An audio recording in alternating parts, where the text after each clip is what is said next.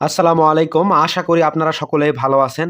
তো নতুন একটা ভিডিওতে চলে আসলাম আলুর আপডেট বাজার আপনাদের মাঝে তুলে ধরার জন্য। তো আজকে কিন্তু সামান্য কিছু পরিমাণে আলুর দাম বৃদ্ধি পেয়েছে। যদিও সেটা খুব একটা বেশি না, তারপরেও কিন্তু বর্তমানে আজকে হালকা পরিমাণে কিন্তু আলুর দাম বৃদ্ধি পেয়েছে। তো আজকে ২ মে ২০২৫ রোজ শুক্রবার জানিয়ে দেব আজকের আলুর আপডেট বাজার। আমি যে বাজারটা তুলে ধরি এটা কিন্তু একদম প্রান্তিক কৃষক পর্যায়ের বাজার। অর্থাৎ কৃষকেরা যে মূল্যটা পেয়ে থাকে আমি কিন্তু সেটাই তুলে ধরি। আর আমি জয়পুরহাট সদর উপজেলার বাজার কিন্তু আপনাদের মাঝে আপডেট তুলে ধরি। তো আজকের আলুর আপডেট বাজার হচ্ছে সাদা ডায়মন্ড জাতের আলু ৩২০ থেকে ৳৩৩০ সর্বোচ্চ প্রতিমন বেচাকেনা হচ্ছে এবং লাল স্টিক জাতের আলু ৳৩০০ সর্বোচ্চ প্রতিমন কিন্তু বেচাকেনা হচ্ছে। ৳৩১০ কিন্তু কোথাও, কোথাও বেচাকেনা হচ্ছে। তো গতকালকেও কিন্তু এটা ছিল ২৮০ থেকে ২৯০, যেটা কিন্তু ৳১০ থেকে ৳২০ বৃদ্ধি পেয়েছে এবং সাদা ডায়মন্ড কিন্তু গতকালকে ছিল ৳৩০০ থেকে ৳৩১০, সেটা কিন্তু আজকে ৳২০ থেকে ৳৩০ আ আ বেচাকেনা হচ্ছে। এটাও কিন্তু ৳২০ র মতো বৃদ্ধি পেয়েছে।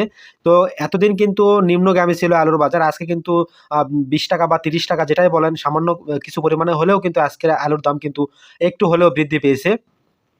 তো আলু কিন্তু বর্তমানে যারা রেখেছে তারা কিন্তু একদম হতাশাগ্রস্ত হয়ে আছে। কারণ তারা সিজন টাইমে যদি আলু বিক্রি করত, সেই আলুটা কিন্তু ৫০০ থেকে ৳৫৫০-৬০ কিন্তু বিক্রি করতে পারত। কিন্তু এখন কিন্তু দেখেন ৳৩০০ বা ৳৩২০-৩০ তাদের বিক্রি করতে হচ্ছে। আর তাদের প্রতি বিঘায় কিন্তু লস ৪০ থেকে ৳৪৫,০০০। এটা কিন্তু অনেক বড় একটা পরিমাণ লস। ২০২৪ সালে যে পরিমাণ লাভ করেছিল তার থেকেও ২০২৫ সালের বেশি পরিমাণ কিন্তু কৃষকেরা এখন লোকসান করতেছে প্রতি বিঘায়। তো আলুর ফলন কিন্তু বর্তমানে কমে গিয়েছে। বর্তমানে কিন্তু আলুর ফলন ৭০ থেকে ৮০-৮৫ মনের উপর কিন্তু বিঘা ফলন হচ্ছে না। কারণ হচ্ছে আলু পচে গিয়েছে, পোকায় নষ্ট করেছে, শুকিয়ে গেছে। সিজন টাইমেও কিন্তু ১০০ থেকে ১১০ মণ আলুর ফলন ছিল। তো সবকিছু মিলিয়ে কিন্তু কৃষকেরা এখন হতাশাপূর্ণ একটা অবস্থায় রয়েছে।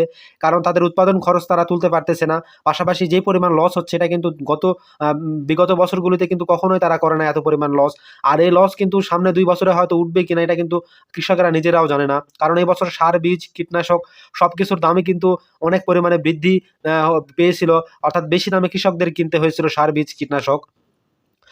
তো উৎপাদন খরচ কিন্তু বেশি হয়েছিল, অথচ কিন্তু বিক্রি করে কিন্তু সেই উৎপাদন খরচ তারা উঠাতে পারতেছে না। আবার এদিকে কিন্তু আমরা দেখতেছি বিভিন্ন ধরনের শাকসবজি, এসব কিছুর দাম কিন্তু অনেকটাই বেশি হয়ে গিয়েছে। ৭০, ৮০, ৳১০০ র নিচে কিন্তু কোনো সবজি বা পটল, করলা, আপনার এই জাতীয় কোনো সবজি কিন্তু আপনি কিনতে পারবেন না। অথচ কিন্তু আলুর দামটাই কিন্তু সবথেকে নিম্নগামী বর্তমানে। যেটা কিন্তু কৃষকদের জন্য, অর্থাৎ আলু চাষী কৃষকদের জন্য হতাশাপূর্ণ। তো আমরা কিন্তু বিগত দিনগুলোতে দেখেছিলাম যে পেঁয়াজের দামও কিন্তু অনেকটাই নিম্নগামী ছিল। এখন বর্তমানে মোটামুটি পেঁয়াজের দাম একটু বৃদ্ধি পাওয়ার কারণে কিন্তু কৃষকেরা মোটামুটি তাদের উৎপাদন খরচ যেটা সেটা কিন্তু তুলতে পারতেছে। আমরা আলু চাষীরা এটা দাবি করি যে আলুর দামটাও যেন স্বাভাবিক একটা পর্যায়ে চলে আসে। আমরা যেন আলু বিক্রি করে আমাদের উৎপাদন খরচটা যেন অন্ততপক্ষে উঠাতে পারি। সরকারের কাছে কিন্তু এটা আমাদের উদাত্ত একটা বর্তমানে আহ্বান। কারণ সরকারি পদক্ষেপ যদি গ্রহণ করা না হয় তাহলে অদূর ভবিষ্যতে কিন্তু কৃষি সেক্টর কিন্তু আরো নিম্নগামীর দিকে চলে যাবে এবং কৃষকেরা কিন্তু উৎপাদনে অনাগ্রহ দেখাবে।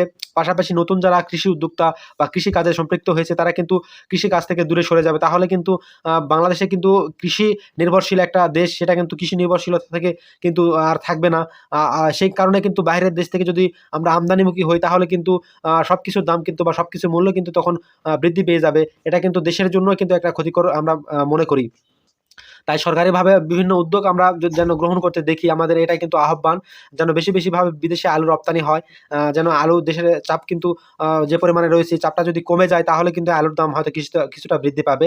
আর নেপালে কিন্তু মোটামুটি আলু রপ্তানি হচ্ছে, যেটা আরো বেশি, বেশি রপ্তানি হোক এটা কিন্তু আমরা চাই। আরো ২ থেকে ৩ মাস অন্ততপক্ষে যেন এই রপ্তানিটা চলমান থাকে।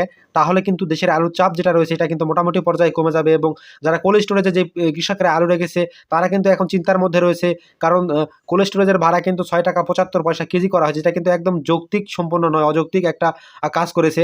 তো সবকিছু মিলিয়ে কিন্তু কৃষক মরার একটা বর্তমানে প্ল্যান চলতেছে বলতে পারেন। কারণ উৎপাদন খরচ এদিকে কৃষক উঠাতে পারতেছে না। আবার এদিকে আ আমরা দেখতেছি যে কোল্ড স্টোরেজের ভাড়া বৃদ্ধি। তো সবকিছু মিলিয়ে কিন্তু কৃষকেরা বর্তমানে হতাশাপূর্ণ একটা অবস্থায় রয়েছে। আলুর দাম যদি সামান্য কিছু আরেকটু বৃদ্ধি পায়, কৃষকের উৎপাদন খরচ পর্যন্ত যেন বৃদ্ধি পায়, এটা আমরা চাইবো। তো ভিডিওটি ভালো লাগলে অবশ্যই ভিডিওটি আপনারা শেয়ার করে দিবেন।